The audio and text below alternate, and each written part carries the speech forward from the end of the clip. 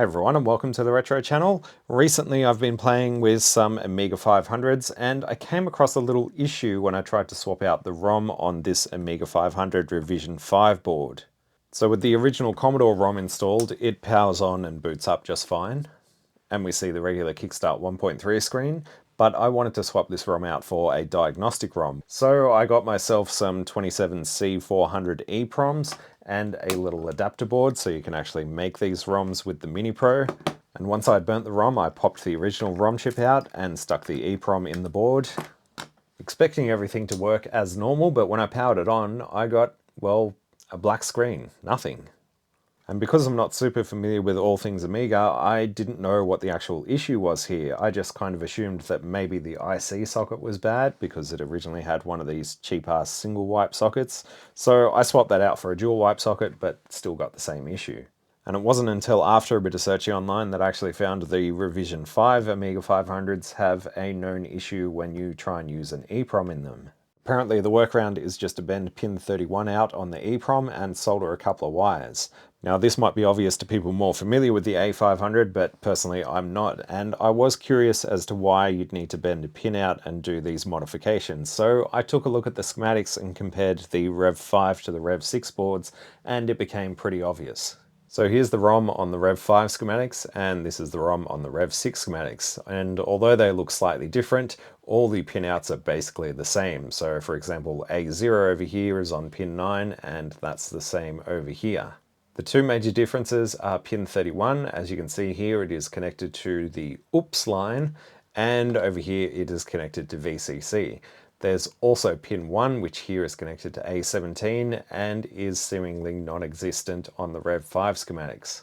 So the reason pin 31 over here is labeled as OOPS is because that actually is connected to address line 17, whereas it's supposed to be connected to VCC, which puts the ROM into 16-bit or Word mode. And of course, address line 17 was actually supposed to go to pin 1 on the ROM, and over here it's missing because it's actually not connected, it's just floating. Now looking around online, I did find various ways of fixing this issue. As you can see here, they've just used two sockets and soldered some wires in between them.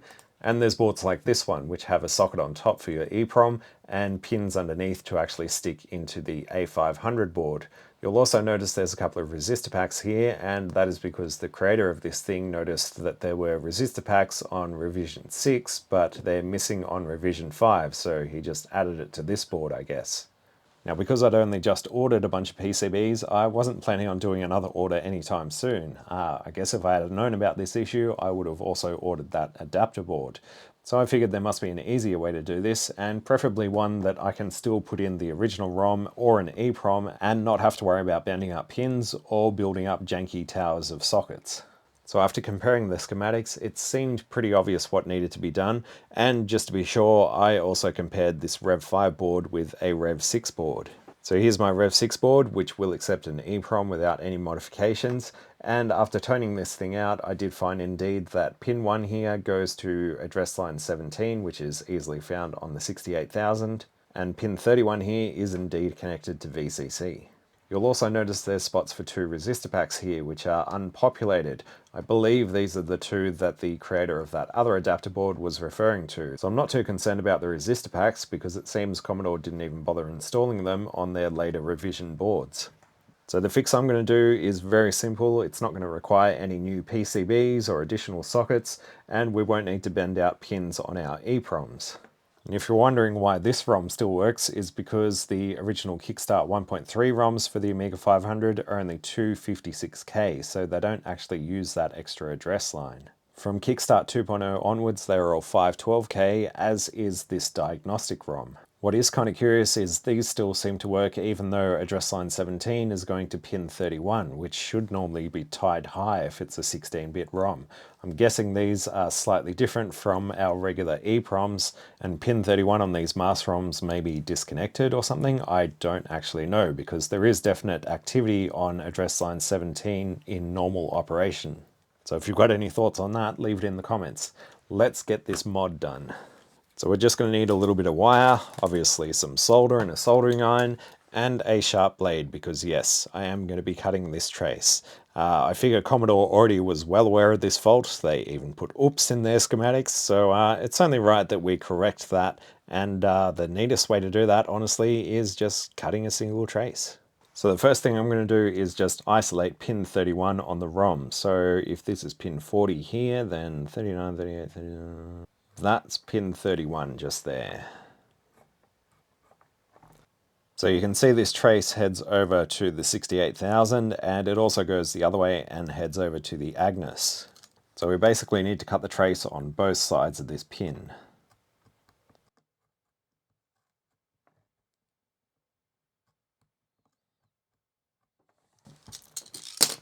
Let's just make sure that worked. So there should be no continuity over to here, and likewise there should be no continuity over to the CPU. And there's not. That's our board massacre complete. Now we just throw in a couple of bodge wires. So I'll just flow a little bit of fresh solder on pin 1 of the ROM, and I'm going to connect a wire going off in this direction. This is going to go to pin 46 on the 68,000.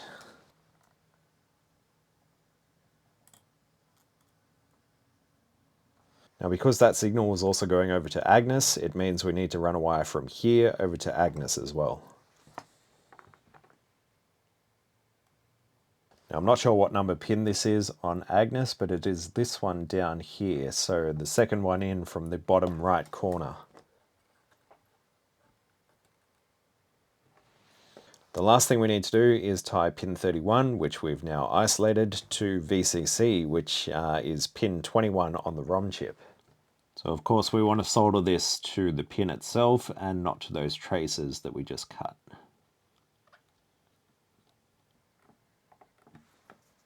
That is it, we are done. So we've tied pin 31 on the ROM to VCC, which is on pin 21, and then we've rerouted address line 17 to go up to pin 1 and across to the CPU. So everything is still intact, and of course we've cut those two little traces that were going to pin 31.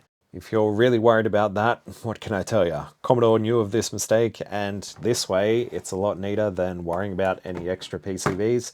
So now in terms of ROMs, this should work like a rev.6 board, so we can just stick in an EEPROM without having to worry about bending out any legs. And of course we can throw in the original Commodore ROM if need be.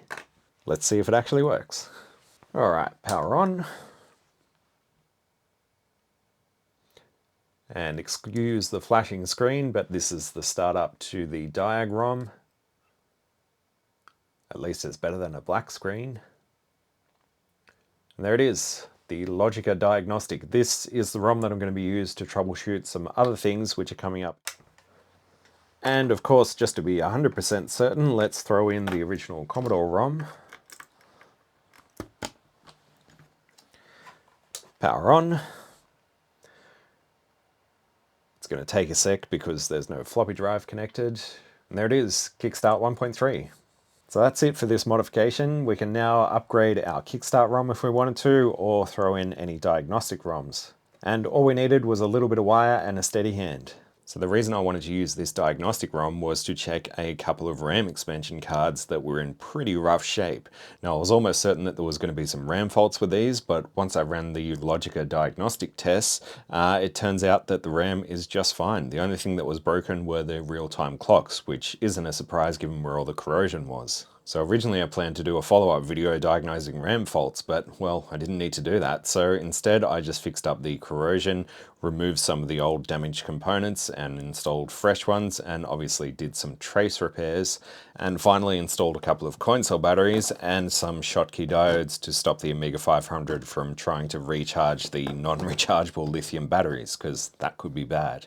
Once all that was done, the real-time clock sprang back into life, and both of these cards are now fully functional. So yeah, it wasn't really worth doing a separate video just on trace repairs, and to be honest, it was hours of footage that could be summarized in a couple of minutes. So there we go. There's two RAM expansion cards that didn't get their own video, but at least they're now both fully functional.